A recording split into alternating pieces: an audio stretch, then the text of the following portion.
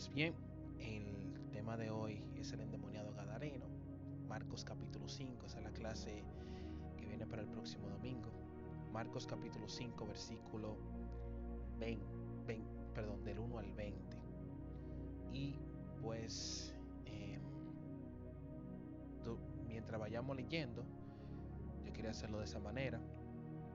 Podemos ir conversando en cuanto a los versículos que vamos leyendo de manera así progresiva. Pero vamos allá. Nosotros sabemos que en la clase anterior hablábamos acerca del disturbio que hubo en el mar de Galilea. No sé si ustedes vieron el... Dios te bendiga, Karuna. No sé si ustedes vieron el mapa en el maestro que mandó Víctor por el grupo. Pero ahí se ve donde... en qué lugar se encuentra Gadara, en qué lugar se encontraba Jesús. Voy a ver si encuentro una imagen aquí. Pero déjenme compartir pantalla, que no estoy compartiendo.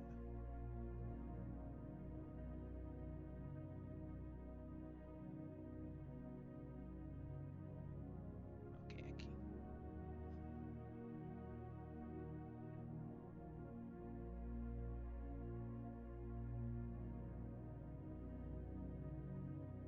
Ok.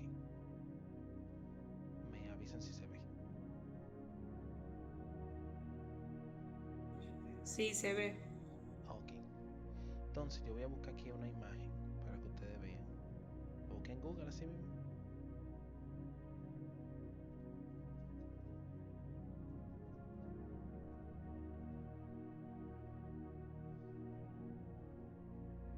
Miren. Jesús, no sé si ustedes recuerdan, que estaba aquí, en, en, en la costa. Y desde ahí estaba enseñando a la multitud la parábola del sembrador y todas esas parábolas, la que leímos en la clase pasada. Y desde ahí entonces él dijo, pasemos al otro lado del mar. Ustedes ven la foto, ¿verdad? Se pasemos al otro lado del mar. Y Gadara queda aquí, en esa parte de Decápolis. Eso es Gadara.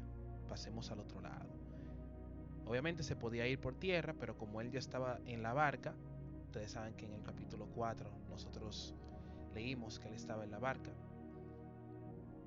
porque la gente se acomulgó totalmente. Y ahí pues él aprovechó, dijo, vámonos al otro lado. Mucha gente dice, eso es algo que yo lo dejo al pensamiento de ustedes. Muchos dicen, yo he escuchado a mucha gente que dice que la tempestad del mar de Galilea se produjo por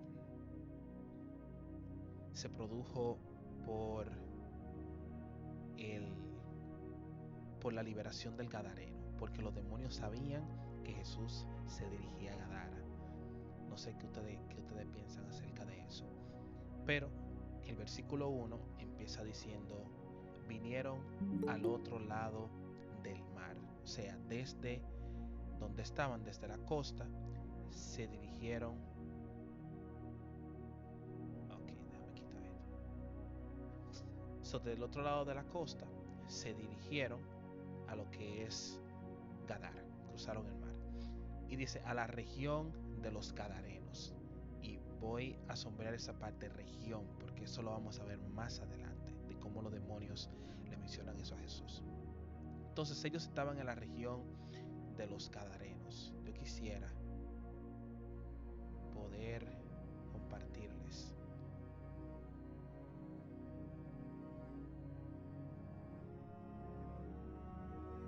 lo que significa Gadara. Déjenme abrir la Biblia. A ver si pueden compartirles ese significado. Porque más adelante los demonios le dicen a Jesús, te ruego por favor que no nos saque de esa región. Bien, realmente no da un significado, simplemente se dice que es una región al este del Jordán, donde habitaban los Gadarenos. Bien, parece que no tiene ningún significado importante. Pero continuamos.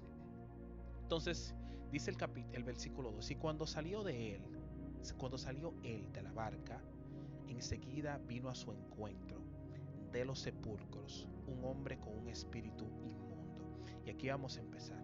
Ustedes saben que generalmente cuando se habla de brujería, idolatría, trabajo de brujería, mayormente ¿dónde se hacen? Se hacen en los sepulcros, se hacen en el cementerio. Y es porque el que quiera hacer un trabajo de brujería, por ejemplo, siempre trata de buscar el lugar más contaminado. Porque todo el que se dedica a eso, lo que busca es crecer hacia abajo, volverse más impuro, volverse menos santo. Ellos crecen en poder cuando se hacen menos santos, cuando se hacen menos puros. Ahí es cuando ellos crecen y avanzan en la brujería. ¿Y dónde lo hacen? Bueno, en los lugares más impuros, que son los cementerios, donde hay mucha gente muerta. Y también lo hacen haciendo cosas impuras, como inmoralidad sexual exagerada, beber sangre y hacer todo lo contrario a la Biblia. Sin embargo, nosotros siempre nos santificamos haciendo la cosa que dice la palabra de Dios. Ellos crecen haciendo lo contrario a lo que dice la palabra de Dios. Entonces este hombre vivía en los sepulcros y dice el libro de Marcos que de los sepulcros salió un hombre con un espíritu inmundo. Con un espíritu inmundo. Eso es raro porque más adelante la Biblia dice que él tenía muchísimos espíritus inmundos. Pero ahí dice que el hombre salió con un espíritu inmundo. Ahora yo quiero leer lo que dice Mateo capítulo 8, versículos desde el 28. Dice que cuando llegó a la orilla, a la tierra de los Gadarenos, vinieron a su encuentro dos endemoniados que salían de los sepulcros, feroces en gran manera, tanto que nadie podía pasar por aquel camino.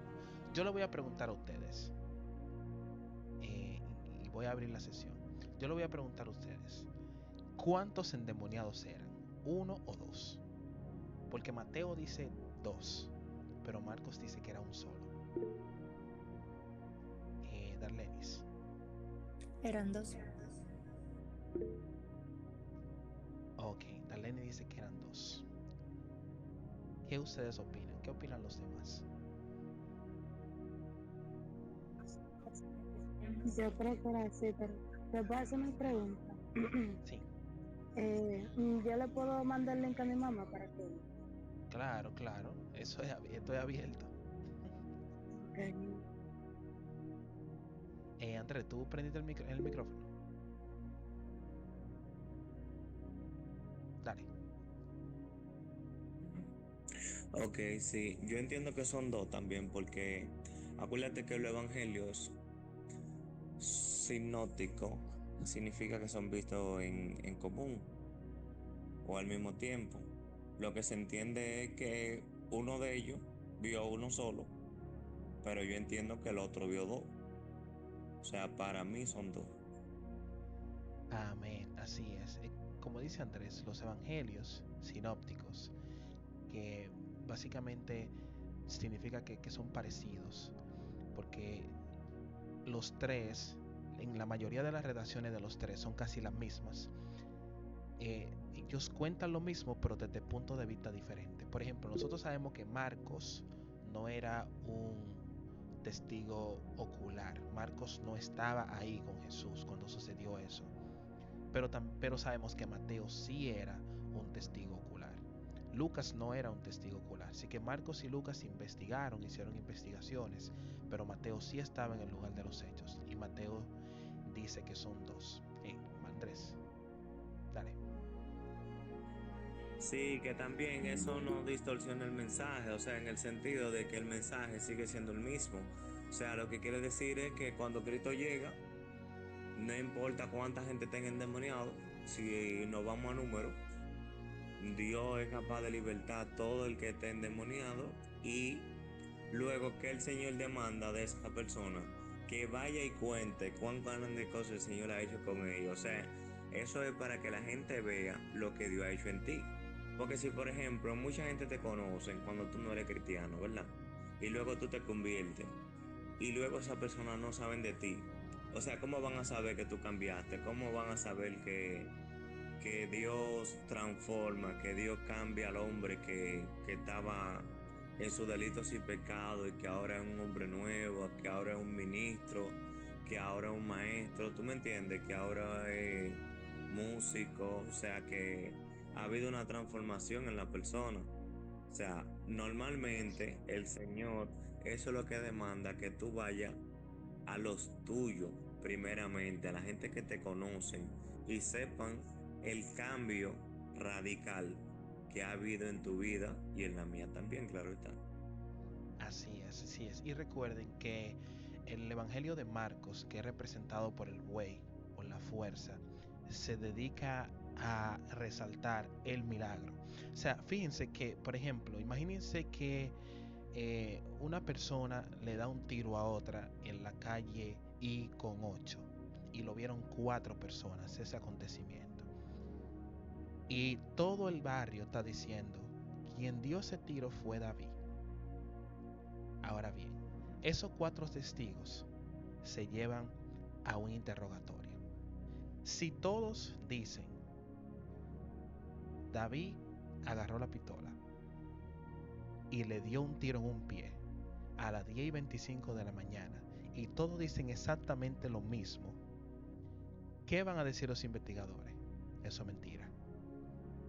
Esta gente se pusieron de acuerdo para decirnos a nosotros esto y que nosotros pensemos que fue David. Esto tiene que ser otra gente. Pero si van 4 testigos y cada testigo, describe el mismo hecho, pero de manera un poquito diferente. Uno dice, él le dio un tiro en un pie. Otro dice, él le amagó a tirar en el pie y después se lo pegó. Otro dice, fulano le dijo una mala palabra y él sacó la pistola y le dijo, no te quiero dar un tiro, pero después se lo dio. Y cada quien cuenta lo mismo, que fue que le dio un tiro en un pie, pero de manera diferente. Entonces ahí los investigadores pueden decir, esta investigación es creíble. Entonces, la magia de los evangelios no serían creíbles si dijeran lo mismo, porque si dijeran todos los mismos, lo mismo, ¿qué podríamos concluir? Bueno, que todos esos 4 evangelios lo escribió una misma persona, o que estas 4 personas se pusieron de acuerdo para defender el caso de Cristo.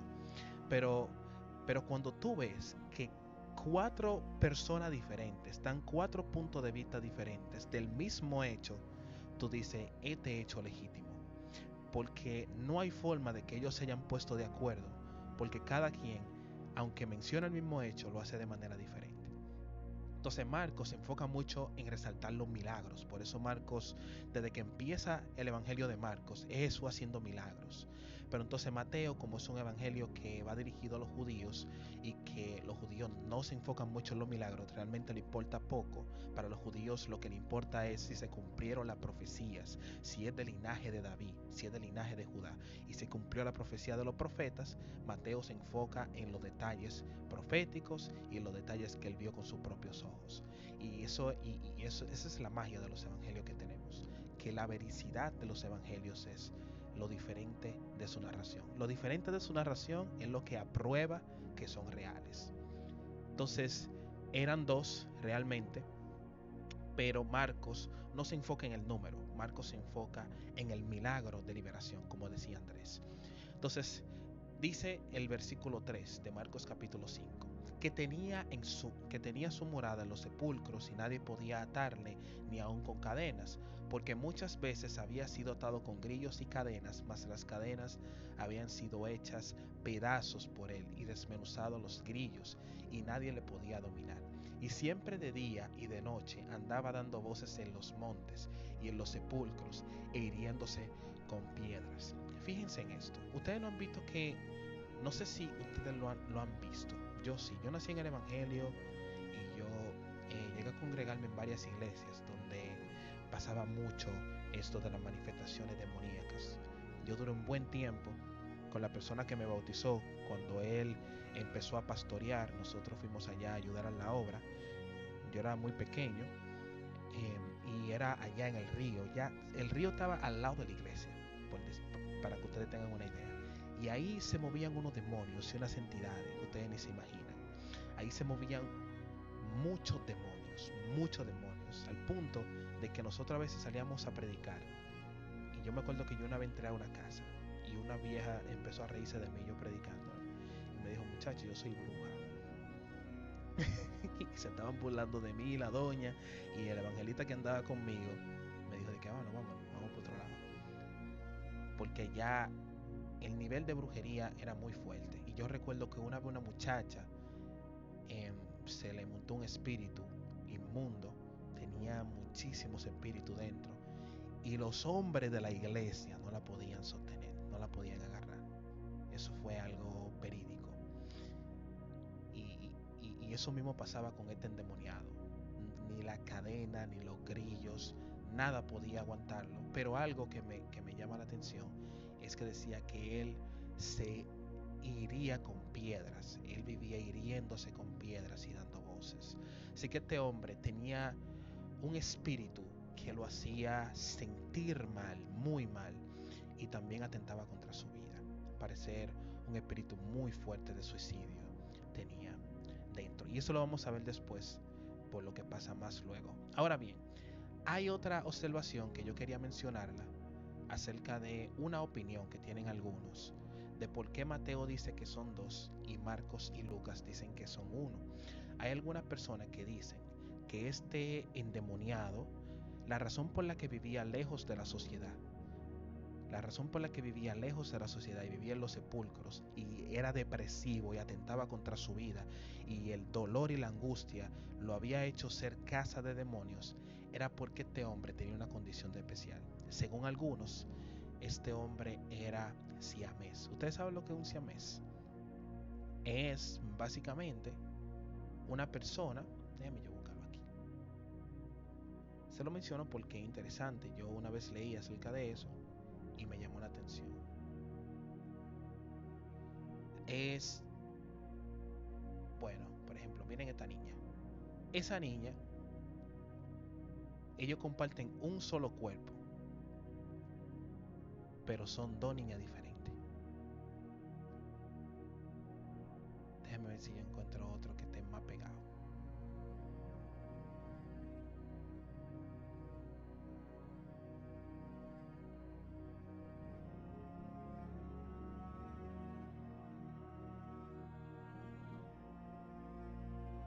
Por ejemplo, miren este muchacho. Un solo cuerpo y tiene y son dos personas. Entonces, hay gente que cree que el endemoniado gadareno realmente era un cuerpo con dos personas adentro. Me llamó mucho la atención esa narrativa porque probablemente explica el por qué su depresión, sus ganas de quitarse la vida y por qué vivía lejos de la sociedad. Pero eso solamente es una alegoría o una asunción. La Biblia no tiene registro de eso, pero me pareció interesante resaltarlo. Así que este hombre tenía un espíritu que lo hacía querer matarse. Se iría con piedras, daba voces en el monte y en los sepulcros. Esto es increíble. Versículo 6. Oigan esto, que aquí viene lo más fuerte. Dice el verso 6: Cuando vio pues a Jesús de lejos, corrió y se arrodilló delante de él. Y clamando a gran voz dijo: ¿Qué tienes conmigo, Jesús, Hijo del Dios Altísimo? Te conjuro por Dios que no me atormentes. Ahora bien, aquí en Mateo, él le dice, y clamando diciendo: ¿Qué tienes con nosotros, Jesús, Hijo de Dios? ¿Has venido acá para atormentarnos antes de tiempo? Esa es la parte que me llama la atención, porque ¿a qué se refiere el demonio con antes de tiempo? Porque él dice que Jesús lo había venido a atormentar antes de tiempo. Bien, y para eso le voy a dar un recuento rápido de lo que se creía del Mesías. Para el judío, el Mesías tenía que venir 6000 años después de Adán. Porque Génesis capítulo 6, desde el versículo 1, recuerden que Dios dice que la maldad del mundo llegó a la presencia de Dios, y que Dios dice: no contenderá más mi espíritu con el hombre, sino que será su edad 120 años. Ahora bien, para el judío, la palabra Shana, años, en ese contexto no se refiere a años literales, como años de 12 meses, sino que ellos le dan el otro significado de la misma palabra, que significa tiempos. Tiempos. Shana significa tiempos, significa años, significa repetición y significa cambio. También significa muchas cosas. Entonces ellos dicen que lo que Dios estableció para la humanidad fueron 120 tiempos. Dios dijo: no dejaré que la humanidad viva para siempre, sino que le pondré un límite.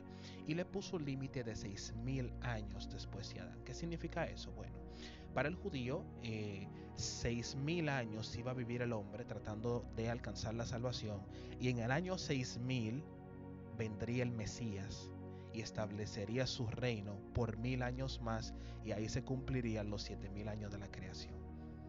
Eso es lo que creía el judío. Ahora bien, el judío creía en una sola venida, porque en el Antiguo Testamento no se da como mucha luz de que había una segunda venida. O sea, cuando los profetas hablaban de una sola. No hablaban de dos ni de tres venidas de Jesús. Entonces los judíos y los rabinos se confundían y decían: ven acá, pero es que es raro, porque Daniel dice que él viene en las nubes, pero entonces Malaquías dice que viene en un pollino de asna, pero Isaías dice que van a ser en Belén. Entonces, ¿vienen las nubes, o van a ser de una mujer, o van a ser en Belén, o va a entrar por Jerusalén? ¿Cómo el asunto? Entonces los rabinos lo que concluyeron fue: bueno, si la humanidad está en pecado, el Mesías va a nacer de una mujer. Pero si la humanidad está santificada, si está en un nivel de conciencia elevada, entonces el Mesías viene en las nubes. Eso fue lo que ellos concluyeron. Pero ellos siempre concluyeron de que el Mesías venía 6000 años después de Adán, porque Dios había puesto límite a la humanidad de 120 años, que eran 120 jubileos. La razón por la que ellos dicen 6000 es porque los jubileos son de 50 años. Si ustedes calculan 50 por 120 da 6000 años. Entonces ellos dicen: bueno, Dios estableció 6000 años conforme al día del hombre, y ya pues los últimos 1000 años son los últimos años de la humanidad. El asunto es que los demonios, ustedes saben que tampoco tienen la revelación de las escrituras. ¿Y qué creían los demonios? Lo que enseñaban los rabinos. Los demonios también entendían que el Mesías venía 6000 años después de Adán. Y cuando Jesús se aparece en la escena, en Gadara, el demonio le dice: ¿por qué tú viniste antes de tiempo? ¿Por qué tú viniste 2000 años antes del tiempo que tú debiste haber venido? ¿Por qué tú solamente esperaste 4000 años para venir a atormentarnos a nosotros, si supuestamente las escrituras y los profetas dicen que son 6000 años lo que van a pasar después de Adán para que se establezca el tiempo de tu venida? Entonces Jesús, fíjense que Jesús no le dice a los demonios: bueno, mi gente, lo que pasa es que yo sé que es difícil de entender porque Dios ocultó. Yo voy a ver si encuentro esta parte de la Biblia donde dice que Dios ocultó. Yo creo que es Primera de Pedro 1:10. Dice que Dios ocultó esto, que los profetas inquirían. Dice que los profetas inquirían en esta salvación. Míralo aquí, Primera de Pedro 1:10. Los profetas que profetizaron de la gracia destinada a vosotros inquirieron y diligentemente indagaron acerca de esta salvación. Y dice: escudriñando qué persona y qué tiempo, o sea, cuándo viene el Mesías. Lo que yo acabo de profetizar, ¿cuándo se va a cumplir? El Espíritu de Cristo que estaba en ellos, el cual anunciaba de antemano los sufrimientos de Cristo y la gloria que vendría tras ellos.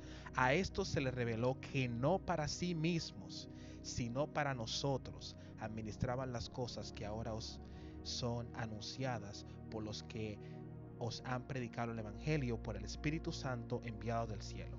Entonces, Fíjese, cosas en las cuales anhelan mirar los ángeles. Ni los ángeles sabían que Jesús venía 2 veces. Los demonios no sabían que Él venía 2 veces. Los rabinos no sabían que Él venía 2 veces. Ni los profetas que lo profetizaron sabían que Él venía 2 veces. Que venía una vez para morir, para la salvación de pecados, y que venía otra vez para establecer su reino. Entonces el demonio, imagínense, si no lo saben los profetas, ni los rabinos, ni los ángeles, mucho menos los demonios. Entonces los demonios le dicen a Jesús: ¿por qué tú viniste antes de tiempo? ¿Por qué viniste antes de tiempo? Y Jesús no le responde eso, porque dice el apóstol Pablo que si los príncipes de este tiempo supieran que matando al Cristo de la gloria iban a traer la salvación a la tierra, no lo matan. Entonces ellos, al preguntarle eso, buscando que Jesús le dé información, ¿ustedes creen que Jesús le dio información? No, no. Jesús le dijo: sal de él. Jesús lo mandó a salir del cuerpo. Dice el verso 8: porque le decía: sal de este hombre, espíritu inmundo. Le dijo: sal de él. Con los demonios no se dialoga. Hay veces, mis hermanos, que los demonios hablan con nosotros para sacarnos información. Es más, me voy a ir más profundo. Hay gente que Dios le muestra cosas en sueños, que Dios le muestra visiones, y lo primero que hacen es hablarlo. Y si ustedes no lo saben, hay visiones, hay revelaciones que no son para que ustedes la hablen, son para que ustedes oren por eso o trabajen para eso, pero no es para que la hablen, porque esa revelación que Dios te dio a ti, los demonios no la conocen. Si Jesús le hubiese dicho al demonio: bueno, yo vine antes de tiempo porque yo tengo que morir primero, y luego es que yo vengo en las nubes, ¿ustedes creen que lo matan? No lo matan. Ellos lo mataron porque ellos pensaban que matándolo lo iban a detener, porque no conocían la revelación del Antiguo Testamento. Entonces miren cómo Jesús le dice en el versículo 8: sal de este hombre, espíritu inmundo. Señores, a los demonios no se le dice te reprendo. Reprender es corregir. O sea, tú no le puedes decir a un demonio de que te corrijo. Eso no significa nada. Tú tienes que mandarlo a salir del cuerpo. Tienes que mandarlo a salir del cuerpo. No es te reprendo. Tiene que reprenderlo. No decir literalmente te reprendo, sino mandarlo a salir del cuerpo para que salga de la vida que está.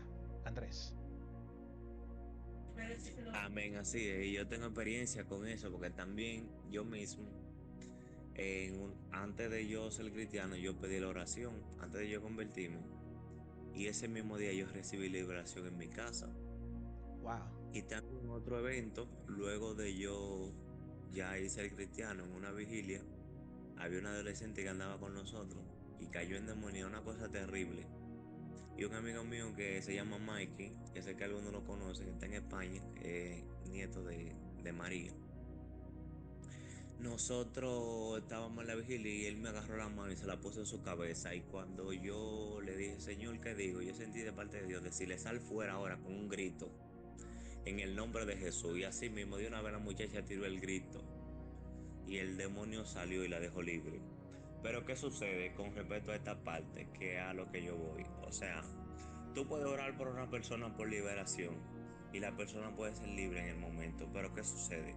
Que si la persona no acepta a Cristo como su único y suficiente Salvador, esos demonios pueden volver y entrar en la persona y apoderarse de ese cuerpo.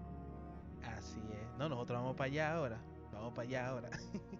Nítido, fluye. Entonces, miren, mis hermanos.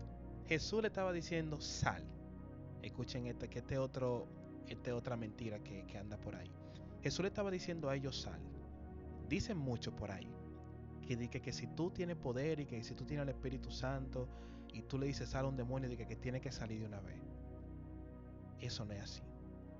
Los demonios que tienen autoridad sobre un cuerpo pelean por quedarse en el cuerpo.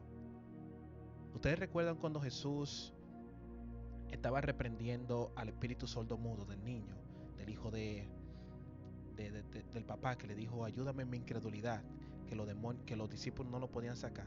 Y llegó Jesús. Dice que Jesús lo reprendió: espíritu sordo y mudo, sal de él. y que el demonio, revolcándolo en el piso, o sea, el demonio se estaba resistiendo a la orden de Jesús, salió de él. O sea, no es que no va a salir, pero mis hermanos, si ustedes están orando por un endemoniado y el demonio se resiste, no sientan que ustedes no tienen la capacidad o que el Espíritu de Dios no está en usted para sacar ese demonio. Los demonios se resisten para intimidar a mucha gente. Hay mucha gente que pierde la fe porque el demonio se le resistió en un momento. Sin embargo, aquí nosotros vemos en la Biblia que Jesús lo está echando fuera y el demonio está dentro todavía. Los demonios, porque eran muchos, como vamos a leer luego. O sea, que a Jesús se le resistieron algunos demonios, de que no querían salir, aunque terminaron saliendo. Y así no puede pasar. Seguimos con el verso. Dice el verso 9, y le preguntó, ¿cómo te llamas? Y él le respondió diciendo, Legión me llamo porque somos muchos. La legión de los romanos variaba, ¿verdad? Podía ser tanto 2000 como 12.000 en su máxima expresión. La legión era el grupo, no necesariamente era un número exacto, sino un grupo de soldados comandado por un comandante y que podía ir entre 2.000 a 12.000 soldados. Y le rogaban mucho, oigan, los demonios, Jesús lo está repitiendo que salga, y ellos le rogaban que no los enviase fuera de aquella región. Ahora bien, ¿qué dice en Mateo? En Mateo dice, salí de Mateo aquí. En Mateo dice que ellos le rogaban esto. Y los demonios le rogaban diciendo, si nos echas fuera, permítenos ir a aquel hato de cerdos. Espérate, que estoy... Ok, vamos a Lucas. Yo creo que aquí que lo dice. ¿Cómo te llamas? Y le rogaban diciendo que no los mandase a ir al abismo. Bien, en Lucas dice que ellos le rogaban a Jesús que no los mandase al abismo. Ustedes saben que en Génesis la Biblia dice que el Espíritu de Dios se movía sobre las aguas y las tinieblas se movían sobre la faz del abismo. Sucede que el abismo realmente es el hábitat de los demonios. Es donde ellos habitan, donde ellos fueron sentenciados. Ahora bien, ¿a dónde y cómo ellos salen del abismo? Ellos salen del abismo a través de las puertas abiertas de usted y yo. Cuando usted tiene su casa sola, Jesús daba una enseñanza y decía que cuando un espíritu salía de un cuerpo, se movía en los lugares desiertos y se recordaba de su casa. Concha, yo estaba en el cuerpo de fulana.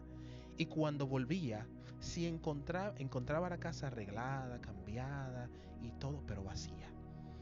Y dice Jesús en la analogía que el espíritu entonces buscaba 7 más. ¿Por qué? Porque el espíritu sabe que cuando él estaba solo lo sacaron.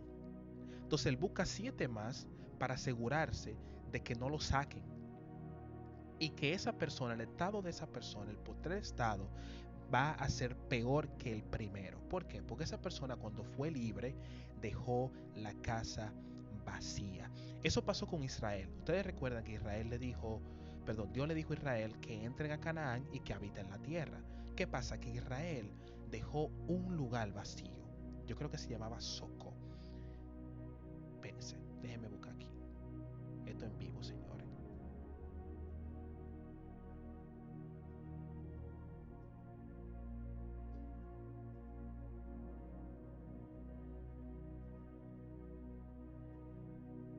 Yo creo que fue la batalla contra Saúl. Mírenlo aquí. Sí. Los filisteos, primera de Samuel 13. Yo creo que aquí. Primera de Samuel 13. Los filisteos se reunieron en el ejército para la guerra, concentraron sus fuerzas en Soco, pueblo de Judá. Acamparon en el Efadasmín, situado entre Soco y Aseca. Ahora bien, el pueblo tenía la orden de ocupar toda la ciudad de Judá, pero dejaron esa parte vacía. Ustedes saben qué pasa cuando nosotros dejamos una parte vacía de nuestra vida. El enemigo habita ahí. Eso siempre pasa. Los demonios están hechos para habitar en el abismo. Los demonios no tienen legalidad para habitar en la tierra. La única legalidad que le da a los demonios para habitar en la tierra es si usted deja su casa vacía. Los filisteos acamparon en Soco, una región de Judá, una ciudad central de Israel que debía estar habitada porque Israel la dejó vacía. Todos aquí sabemos cuáles son nuestras debilidades, las cosas que debemos mejorar, la cosa en la que debemos trabajar. Si usted no trabaja en esas áreas vacías de su vida, eso no se va a quedar vacío. El enemigo va a habitar ahí. ¿Y usted sabe qué va a pasar cuando eso suceda? Que entonces espinos y cardos van a ser sembrados en ese corazón, en esa área de tu vida que tú dejaste vacía, que no le entregaste a Dios. Y entonces tú vas a ser cristiano en toda tu manera de vivir, menos en tu actitud, menos en esta parte, menos en esta área, menos en otra área. Y así no nos vamos a salvar. Nosotros nos vamos a salvar siendo santos completamente. Nosotros no nos vamos a salvar habitando toda Judá y dejando Soco vacío. No. Nosotros nos vamos a salvar cuando habitemos toda la ciudad que Dios nos entregó. Cuando todo nuestro corazón sea habitado por el Espíritu Santo. Primero Steady y después Caruna. Bien, yo tengo la pregunta de que, como tú dices, nosotros tenemos que estar llenos por completo para que no venga otro espíritu a habitarnos. Pero ¿qué pasa? O es posible, mejor dicho, que una persona que no sea cristiana no esté endemoniada. Caruna, dale, te voy a responder ahora. ¿Me escuchan? Bueno, Sí. yo quiero dar un pequeño testimonio de mi hermana. A ella le hicieron una brujería, yo estaba muchacha, y fue tan grande la brujería que cuando ella vino aquí a la capital, ella veía muchos demonios y en su cuerpo era tan fuerte que no la podíamos sostener. Incluso mi abuela buscó gente de muchos lugares para que echaran por esos demonios y no podía. Ella decía que ella veía demonios y también veía ángeles a la vez alrededor de su cama, pero que lo que la atormentaba más a ella eran los demonios. Y tú sabes cómo mi hermano fue libre en una campaña en la iglesia de Ángelo Jiménez. Un predicador le sacó todos los demonios. Pero ¿qué pasa? Que ella se apartó de los caminos de Dios. Ya duró un tiempo siendo cristiana, pero se apartó. Y después como que quiso volverle, pero ella le volvía como en forma de depresión, no como antes, que era tan fuerte la brujería, sino ella se ponía a llorar y duraba un tiempo como deprimida y esa cosa. Que por eso era que tú estabas diciendo que si ese demonio sabe que su casa está vacía, vuelve de nuevo. Así es así, es así. Eh, Eso siempre pasa. Mira, Steady, existen varios niveles, vamos a decir, de influencia demoníaca. No todo el mundo está endemoniado como el Gadareno, en el sentido de que no todo el mundo alberga demonios en su interior, sino que muchas personas, también dentro de la iglesia, pueden tener influencia demoníaca. Hay otros que son esclavos de su carne. O sea, tú no tienes que estar endemoniado para tú ser esclavo de tu carne, ni para tú pecar constantemente. Pero cuando tú llegas al nivel, estar endemoniado es como el último nivel de la atadura, porque lo primero que sucede contigo es que la influencia del espíritu maligno trabaja en tu interior, trabaja en tu interior. Y si tú cedes y sigues cediendo y sigues cediendo y sigues cediendo al pecado, entonces le abre la puerta al espíritu. Y cuando el espíritu muere en ti, ya aunque tú quieras dejar eso, no lo dejas, porque ya no eres tú, sino el espíritu que muere en ti, que hace que tú hagas lo que tú hagas. Hay mucha gente que se quita la vida. Por ejemplo, lamentablemente vi un video de una persona que se quitó la vida y se grabó. Y no quiero que lo vean, pero lo voy a describir. Cuando ella quitó la silla que estaba en sus pies para quedar colgada, ella quiso quitarse la soga. ¿Por qué sucede eso? Porque el demonio que la tenía atada, que tenía atadas sus sentidos, que tenía atados sus movimientos y sus acciones, la llevó a hacer eso. Pero cuando ella consumó el acto, aún estando viva, ella quiso sobrevivir. Porque la atadura a veces te lleva a hacer cosas que tú no quieres. Andrés. Sí, un aporte con relación a eso. Yo entiendo que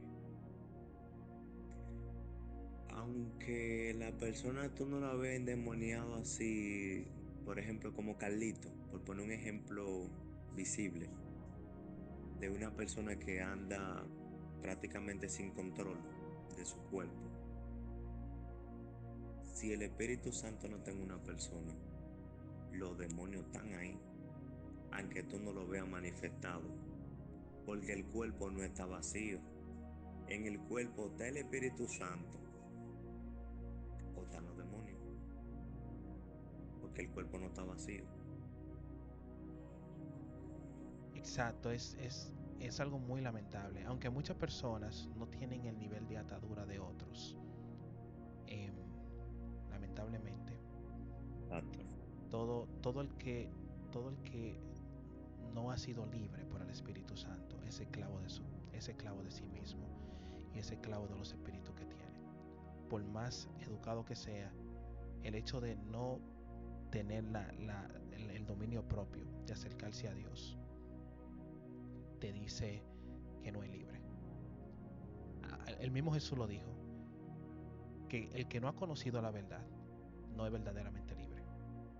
No es verdaderamente libre. No existe libertad sin el Espíritu Santo, como dice Andrés. Karuna, dale.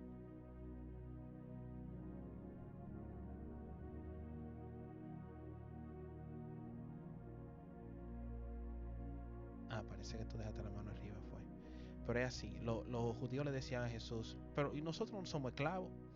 Y Jesús le dijo, señores, es que tú no tienes que estar endemoniado, tú no tienes que tirar eh, baba, tú no tienes que revolcarte en el piso para tú ser esclavo. Ustedes son esclavos porque ustedes no han conocido la verdad.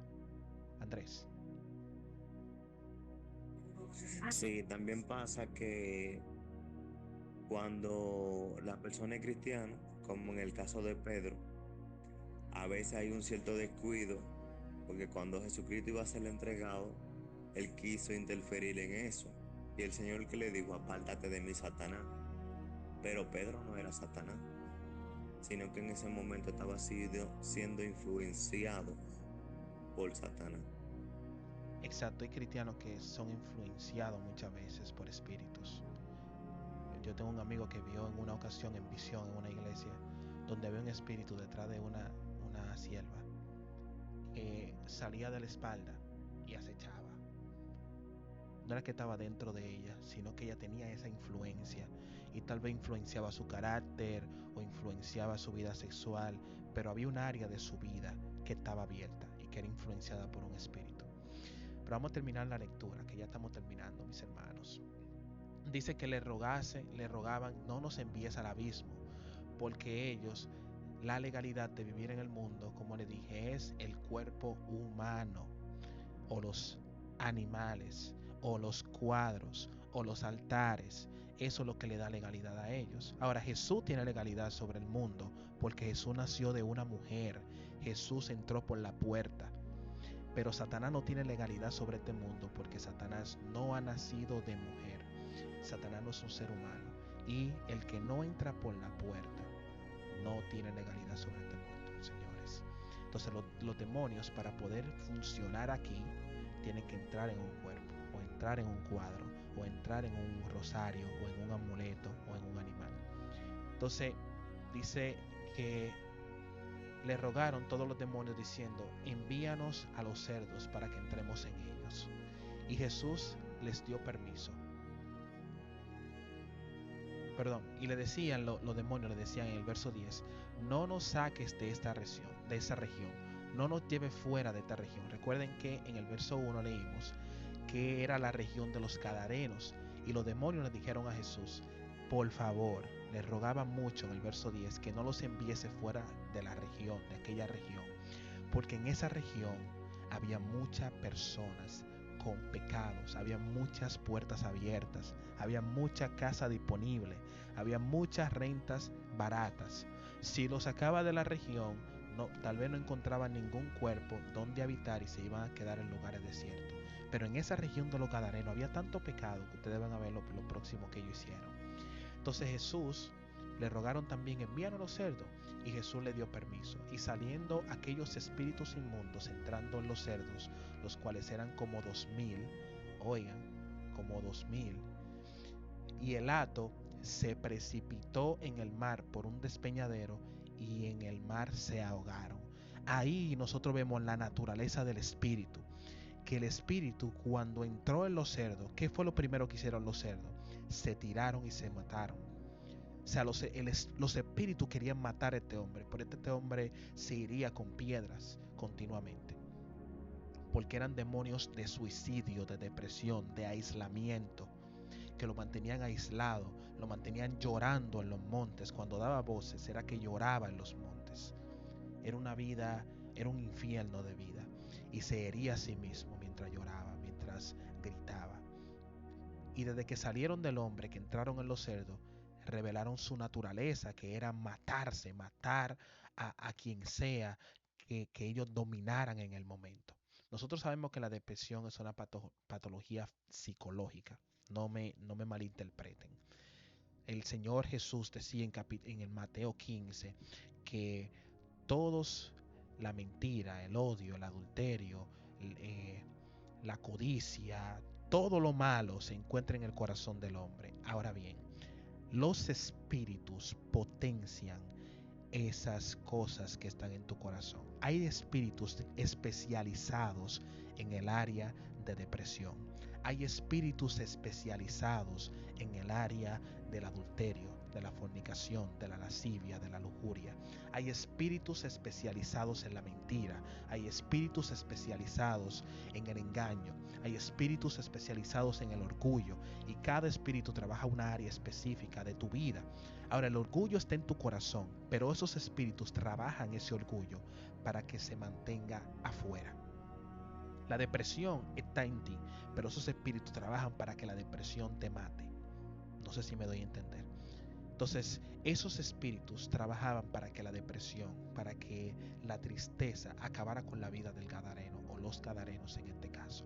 Y por eso manifestaron su naturaleza cuando se enviaron a los cerdos y cayeron por un despeñadero, que eso era lo que siempre quisieron hacer con él. Dice, y los que apacentaban los cerdos huyeron y dieron aviso a la ciudad de los campos y salieron a ver qué era aquello que había sucedido. Vienen a Jesús y ven al que había sido atormentado del demonio y que había tenido la legión sentado, vestido en su juicio cabal, y tuvieron miedo. Y les contaron los que habían visto, como él había acontecido al que había tenido el demonio y lo de los cerdos, y comenzaron a rogarle que se fuera de los contornos. Miren a ver si eran personas que los demonios querían vivir entre ellos, que vieron la liberación de alguien y le dijeron a Jesús que se vaya. Y comenzaron a rogarle que se fuera de los contornos. Y al entrar él en la barca, el que había estado endemoniado le rogara que le dejase estar con él. Mas Jesús no se lo permitió, sino que le dijo, vete a tu casa, a los tuyos, y cuéntales cuán grandes cosas el Señor ha hecho contigo, y cómo ha tenido misericordia de ti. Y se fue y comenzó a publicar en Decápolis cuán grandes cosas había hecho Jesús con él, y todos se maravillaban. Y aquí vamos a terminar. La región estaba sumida en el pecado, por eso los demonios le decían a Jesús, te ruego que no nos envíes al abismo, como dice Lucas, déjanos aquí en Gadara, déjanos aquí por favor. Está bien, tú no me echas fuera de él, pero déjanos aquí por lo menos, porque aquí hay muchas casas vacías, y esto es lo que me da miedo, porque aún en las iglesias hay casas vacías. Aún en las iglesias hay personas que fungen y son como cerdos en esta historia, donde los demonios salen de una persona y el demonio, para no quedarse en el lugar desierto, entra en la primera casa vacía que ve, y lamentablemente es alguien que está dentro de la congregación. Esto da mucha tristeza, porque el Señor siempre enseñó que todo el que se convertía se le ponía las manos para que el Espíritu Santo more en esa persona. Pero hay personas que han ignorado al Espíritu de Dios, que han sacado al Espíritu de Dios de su casa y que albergan demonios aún dentro de la iglesia. Y miren lo que Jesús le dice a este hombre después de que él libre. Después de que tú eres libre, escuchen, no cuando tú estás atado, no. Cuando tú eres libre, entonces tú puedes anunciar el Evangelio. Cuando tú eres libre, cuando tu ciudad de Judá está habitada por completo y no hay espacios vacíos, cuando el Espíritu de Dios mora en ti, entonces tú puedes salir a predicar. Tú no puedes salir a predicar si tú estás atado todavía. Tú no puedes pararte ahí a cantar si tú estás atado todavía. Tú no puedes pararte a ir a orar, a tocar un instrumento si tú estás atado todavía. Cuando tú eres libre, el Señor te dice sal. Declara la cosa que tú has hecho. Pero ¿dónde se empieza? Se empieza en la casa. Él le dijo a Jesús, déjame ir contigo. Jesús le dijo, no, empieza en la casa. Hay mucha gente, hasta pastores, que ellos son de bendición en todas las iglesias, menos en su iglesia. Hay evangelistas que ellos son de bendición en todas las iglesias que le invitan, pero los jóvenes de su iglesia están descarriados. Y tú dices, ven acá, pero ¿cómo es posible que Dios te usa, tú eres un profeta, tú eres un ministro, Dios hace milagros en tu mano y todo, en todos los lugares donde tú vas, pero en tu iglesia, en tu casa, la gente se está descarriando? Entonces Jesús le dice al gadareno, mijo, no es así como funciona el mundo espiritual. Sé de bendición en tu casa, sé de bendición ahí. Y después háblame de salir de ahí. O sea, Jesús le dijo a los discípulos de él, nadie salga de Jerusalén hasta que haya venido sobre vosotros el Espíritu de Dios. Y el Espíritu de Dios, cuando llegó sobre los apóstoles, los 120 en Jerusalén, ellos empezaron a predicar en su casa. El ministerio empieza en casa. Y desde casa, entonces sale a otros lugares. Pablo empezó en Antioquía, se formó en Antioquía. Bernabé se formó en Antioquía, los profetas que estaban ahí. Y desde Antioquía, Pablo salía a otros lugares, pero volvía de nuevo a Antioquía. Necesitamos más evangelistas, más profetas, más personas que lo invitan, con pastores, con casa. Porque la mayoría no tienen pastores, la mayoría no tienen casa. Y son superhombres en otro lado, menos en su casa. Y la gente es libertada en otras iglesias y en su iglesia están atados. Entonces yo no entiendo eso. Jesús no aprueba eso. Jesús le dice al gadareno, en tu casa, ve, predica, ve allá, le dijo, vete a tu casa, verso 19, a los tuyos y cuéntales cuán grandes cosas Dios ha hecho contigo y cómo ha tenido misericordia de ti. Y después yo te daré la oportunidad de que tú salgas de Gadara. Andrés y luego Ircia, y ahí terminamos. Sí, brevemente, por ejemplo, también vemos en el caso de los líderes que el Señor establece cómo deben ser, ¿verdad? Por ejemplo, cuando vemos la elección de los diáconos, que dice marido de una sola mujer, ¿verdad? Que gobierne bien su casa, lleno del Espíritu Santo, tú me entiendes, de buen testimonio.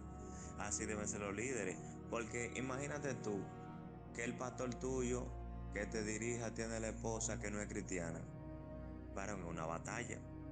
Porque como tú me vas a dar un ejemplo de cómo yo mantener un hogar en Cristo, o sea, mi familia en Cristo, si tu familia no está en Cristo, o sea, tú no tienes fundamento para tú hablarme en ese sentido, o sea, en base a tu testimonio propio, porque en base a la palabra sí tiene, claro está. No es así. El apóstol Pablo dice que el ministro que no ordena su casa no puede ser ministro, no puede ser líder. El mismo apóstol Pablo lo dice.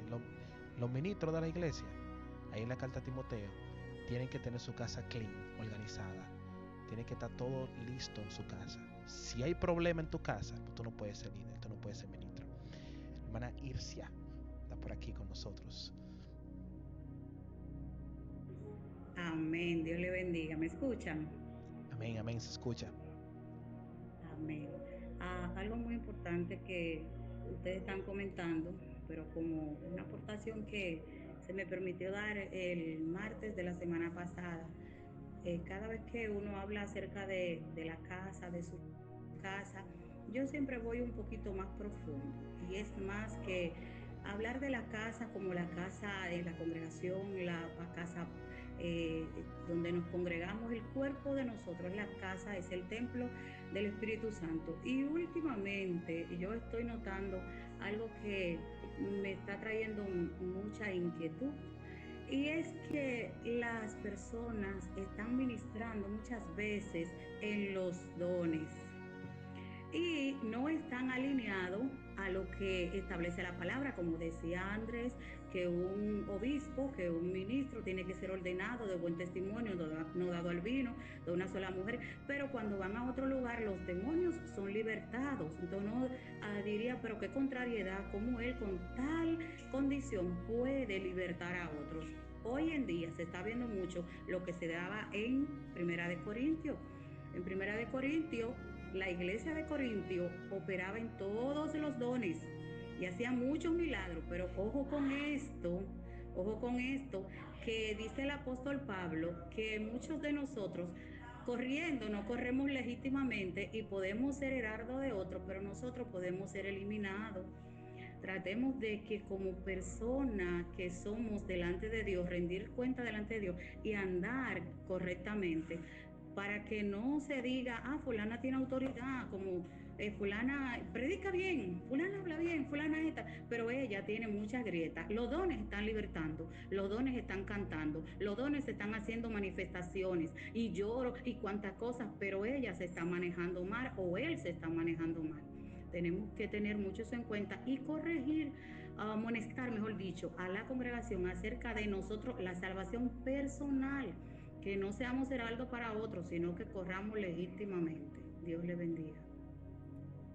Amén, amén, totalmente de acuerdo. El Señor le decía a sus discípulos, cuando le decían, en tu nombre echamos fuera demonios, sanamos enfermos, hicimos de todo, Jesús le dijo al final, señores, procuren que su nombre esté inscrito en el libro de la vida. Al final muchos van a decir, nosotros libertamos muchos, sanamos muchos, y el Señor le va a decir, yo nunca los conocí, porque se enfocaron en los dones, se enfocaron en la tierra prometida, pero el Señor no estaba con ellos. Necesitamos Moisés, que cuando vean la tierra prometida y el Señor le diga, te voy a usar en milagros, te voy a usar en profecía, pero yo no voy a ir contigo.